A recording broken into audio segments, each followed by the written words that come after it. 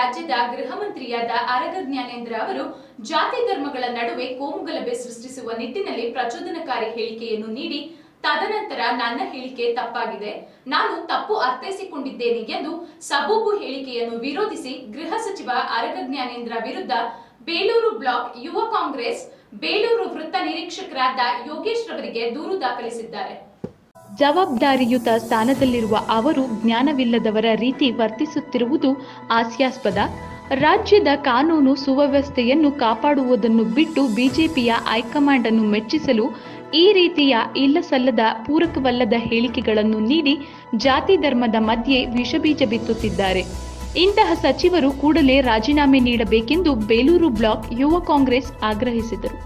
ಏನು ಗೃಹ ಸಚಿವರು ತಪ್ಪು ಮಾಹಿತಿ ನೀಡಿದ್ರು, ಈ ಯಾರೋ ದಲಿತ ಒಬ್ಬರು ಚಂದ್ರು ಅವರು ಕೊಲೆಯಾದರು, ಅವರು ಕೊಲೆಯಾಗಿದ್ದು ಉರ್ದು ಬರಲ್ಲ ಅವರಿಗೆ ಅನ್ನೋ ಕಾರಣಕ್ಕೋಸ್ಕರ ಕೊಲೆಯಾಗಿದ್ದಾರೆ. ಆ ಉರ್ದು ಬರಲ್ಲ ಅನ್ನೋ ಕಾರಣಕ್ಕೋಸ್ಕರ ಮುಸ್ಲಿಂ ಸಮುದಾಯದವರು ಚುಚ್ಚಿ ಸಾಯಿಸಿದ್ರು ಅಂತಕ್ಕಂಥ ಕೋಮುದ್ವೇಷ ಆಡತಕ್ಕಂಥ ಕಿಚ್ಚನ್ನು ಎತ್ತಕ್ಕಂಥ ಹೇಳಿಕೆಯನ್ನು ನೀಡಿದ್ದಾರೆ ಆರಗ ಜ್ಞಾನೇಂದ್ರರವರು. ಅದನ್ನು ನಾವು ತೀವ್ರವಾಗಿ ಖಂಡಿಸ್ತೀವಿ. ಅದು ತಪ್ಪು ಹೇಳಿಕೆ ನೀಡಿದ್ದಾರೆ, ಸಮಾಜದಲ್ಲಿ ಸಾಮರಸ್ಯ ಹಾಳು ಮಾಡ್ತಕ್ಕಂಥ ಹೇಳಿಕೆ ನೀಡಿದ್ದಾರೆ.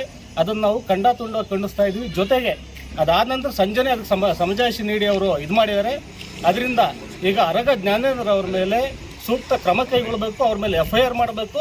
ಜೊತೆಗೆ ರಾಜ್ಯ ಸರ್ಕಾರಕ್ಕೆ ಕಿಂಚಿತ್ತು ಗೌರವ ಇದ್ರೆ ಈ ಕೂಡಲೇ ಅವರನ್ನ ಸಚಿವ ಸಂಪುಟದಿಂದ ವಜಾ ಮಾಡಬೇಕು ಅಂತ ನಿಮ್ಮ ಮೂಲಕ ಒತ್ತಾಯ ಮಾಡ್ತಾ ಇದ್ದೀವಿ.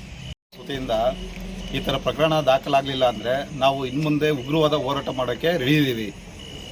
ನಮ್ಮ ರಾಜ್ಯದಾದ್ಯಂತನೂ ಕೂಡ ನಾವು ಈಗ SP ಅವರಿಗೂ ಕೊಟ್ಟಿದ್ದೀವಿ.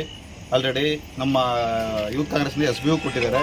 ಆ ಮನವಿ ಮೇರೆಗೆ ನಾವು ಬೇಲೂರಿನಲ್ಲೂ ಯೂತ್ ಕಾಂಗ್ರೆಸ್ ನಮ್ಮ ಹುಡುಗರಿಂದ ಯೂತ್ ಕಾಂಗ್ರೆಸ್ಸಿಂದ ಇಲ್ಲೂ ಸಹ ನಮ್ಮ ಬೇಲೂರಿನಲ್ಲೂ ಸಹ ಆರಗ ಜ್ಞಾನೇಂದ್ರ ವಿರುದ್ಧ ನಾವು FIR ಮಾಡಲಿ ಅಂತ ನಾವು ಕೇಳ್ಕೊಳ್ತಿದ್ದೀವಿ, ಮನವಿ ಸಲ್ಲಿಸ್ತೀವಿ.